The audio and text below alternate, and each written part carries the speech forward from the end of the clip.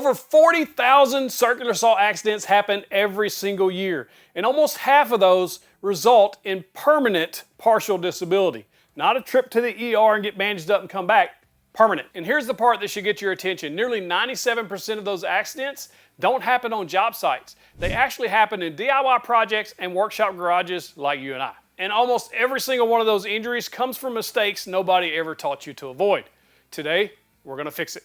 Let's go. Now I want to teach you the top 10 mistakes to avoid when using a circular saw, even if you're a beginner, or especially if you're a long-time user and you've just gotten complacent. We always need those reminders. Now I've made some of these mistakes myself, and I've just been lucky that I haven't been injured. Now stick with me, because mistake number 7 is one that almost every single beginner makes out of instinct, but could get you seriously injured. Now the circular saw is one of the most versatile woodworking tools that you can own. As a matter of fact, it's the first woodworking tool that I started with. I borrowed a circular saw just to get started making projects, and you can make a lot with a circular saw. Even if you have a shop full of miter saws and table saws, the circular saw is still a valuable tool, but only if you use it safely. Before we get started, if you'd like to check out any of the tools or the blades or the supplies that I talk about today, I'll link those in the description, the pinned comment, and of course my TV viewers can scan the QR code, takes you right to my website. Just use your phone. Now, let's avoid these mistakes. Before we get started with the mistakes, there's a few different styles of circular saws that you probably need to be aware of. And these mistakes apply to all of them, no matter what kind you have or that you're looking to purchase. First, corded circular saws just have a cord on them. You plug them in, use them as normal. And then cordless circular saws is what a lot of people use because of all these new battery platforms that have come out in recent years. You're probably just going to pick up the one that you like. Ryobi has this Gen 2 circular saw. I recommend this one. It's 7¼ inches. If you're not on the Ryobi platform, DeWalt, Rigid, you name it, all have good circular saws. Just get the ones that have brushless motors, not the brushed motors. The older brush models are less powerful and the battery life's not as good as a brushless model. Now there are also different sizes you can look at. This is a 6.5 DeWalt. In other words, this blade is 6.5 inches in diameter. This is a 7.5 inch Ryobi. And there's even like a 3.5 inch circular saw. It's a little bitty one. It's useful for a variety of tasks around the shop or even the home. So if you have one of those style, these still apply. Now you may also hear worm drive saw. That's kind of like the best of the best, the beast. This is a skill saw. Back in the day, my family, dad, grandpa, would say, hey, go get the skill saw. It was just a circular saw. I didn't even know circular saw was a term because this was a skill saw. All of these were skill saws because it's kind of like a Kleenex. Everybody called them that. But these worm drive saws were much more powerful. So if you're putting a lot of workload on them, you might want to pick up something like that. Otherwise, for most projects around the shop, just a regular circular saw is going to be fine. Mistake number 1 I call the death pinch. Now, if you've never had this happen to you, you're in for a surprise when it does, because when you get a cut that pinches the blade, it can cause a few issues. Number 1, kickback. We don't want this saw kicking back on us because that's where injuries can happen because the blade is still spinning, and if the saw's moving towards you, that's bad news. So the death pinch happens when the two pieces come together or pinch the blade. So if you're trying to cut, say, a 2x4 like I am here between these two sawhorses, you don't want to cut in the middle. It seems obvious, but beginners do make this mistake. You want to move that to where the offcut will fall freely to the ground so it doesn't pinch. That's how you make this cut safely. This also happens on plywood if you try to cut down the center of plywood. We don't want to do that because it's going to pinch. And even if it doesn't pinch, it's going to fall and cause a lot of problems. It could knock your sawhorses over, it could fall into your legs, it could knock the saw down onto you. So you want to avoid the death pinch at all costs. Now to go along with the death pinch, you have to also support the workpiece that you're cutting. So if I'm cutting a 2x4, I want to at least hold it with my hand very firmly so it's not moving and sliding around. One thing I do like about these Cobalt sawhorses is the top of them had this gritty surface, almost a sandpaper-like, so it really does stick things to it so it doesn't slide around on you. Or if you're using something like a portable workbench, you want to make sure to clamp your stock with the clamp so that things don't move. When a board goes to moving, it can cause all kinds of issues, inaccurate cuts, kickbacks, all kinds of stuff. You want to avoid those. Mistake number 2 I see a lot, especially with beginners.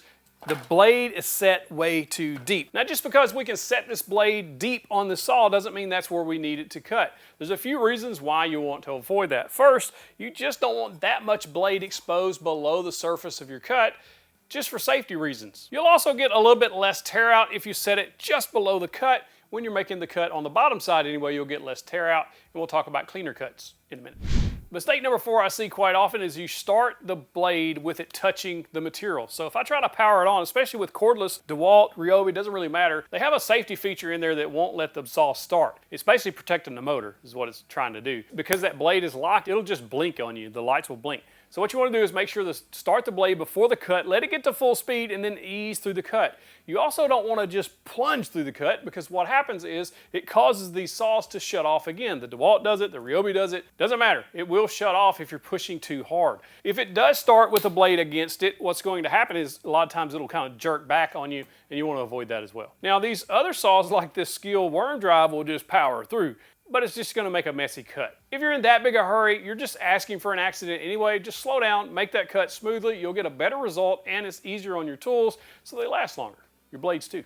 Mistake number 4, a lot of beginners make this because they get kind of confused, and that's making the cut on the wrong side of the line. So if you make a cut, you want your board to be 36 inches exactly. You want to make sure that the blade, you're not cutting the kerf or the width of the blade out of that cut.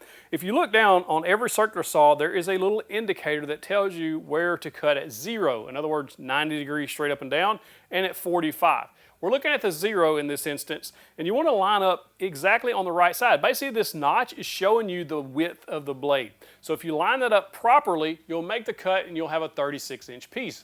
If you line it up too far over, what you'll wind up with is a 35 and 7/8-ish inch piece. So you're going to be a little short. And we don't have board stretchers, so you can't stretch it back out. Make sure you're cutting on the right side of the line. Mistake number 5, plywood. There's a good side and a bad side. Now, if you're trying to cut plywood, there's a couple of things to know about most plywoods anyway, especially if you get the better grades like sanded plywood. There's a good side and a bad side that you want to think about when you're making your cuts with a circular saw. Because of the way this blade works, it's cutting from underneath, you want to turn the good side down when you're making your cut. That side's going to be the cleanest cut. So if you're making a shelf or if you're making boxes or anything like that, there's a side you're wanting people to see. You want to put that side down so you don't get as much splintering. Because if you're using a standard blade that comes on your circular saw, you're probably not going to get the cleanest of cuts. There are blades specifically made for cutting sheet goods like plywood that'll get you a cleaner cut.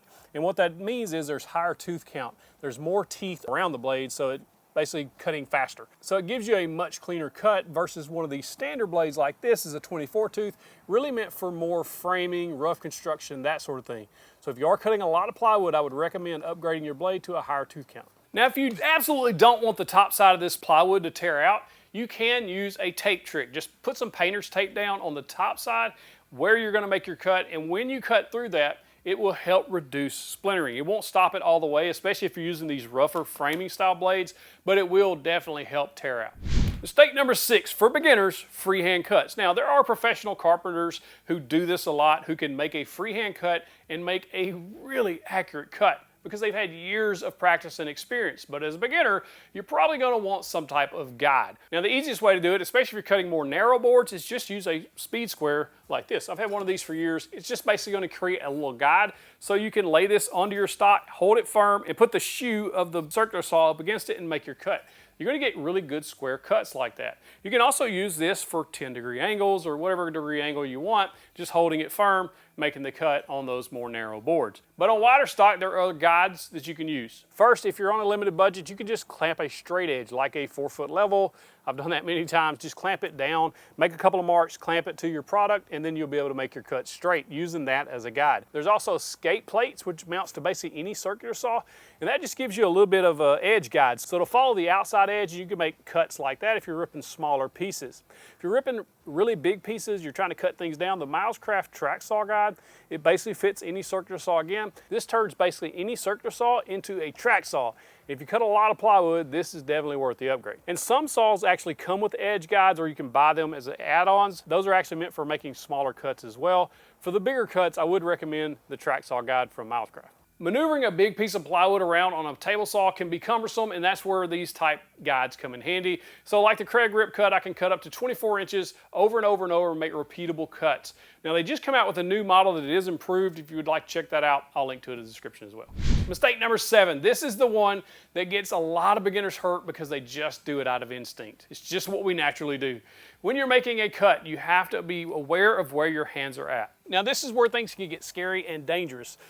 If you put your hand in the wrong spot and you get a kickback, this could be catastrophic. So you want to make sure your hands are placed in the proper area when you're making your cuts. Away from the blade, this hand's out of the way. I can use it as a guide. I can also help stabilize the saw with it. Now, this is where I see a lot of beginners make a very tragic mistake. and that is supporting this piece of offcut with their opposite hand. Now, if we're making a very long cut, this thing will start sagging and you have a tendency to want to grab a hold of it to prevent it from falling or sagging down. That's a really bad mistake, because if my hand is down here when I'm making my cut, if this saw, let's go ahead and take the battery out, if that saw kicks back, it's going to go right across my fingers. And that's where a lot of people get extremely injured with hand placement. So if you're making a cut, resist that urge to grab this off piece. Mistake number 8, the factory blade mistake. That was probably not a good idea. Good thing it's dull. So the factory blade mistake is these are usually 24 tooth blades. And what that means is these are meant for rough construction or framing. So you just want to cut out 2x4s, you're making a wall, you're just framing up the wall. A blade like this is what you're going to use. If you need finer cuts, in other words, you're making cuts on plywood or other sheet goods, you'll want to pick up a higher tooth count blade, 50, 60 tooth blade, if you're cutting sheet goods. Another thing is, when this factory blade gets dull, or any blade gets dull, a lot of times we try to force it through the cut. That's a bad idea. It's harder on your tools, and it's just not going to cut as good. It can actually even walk a little bit and cause crooked cuts. Ask me how I know.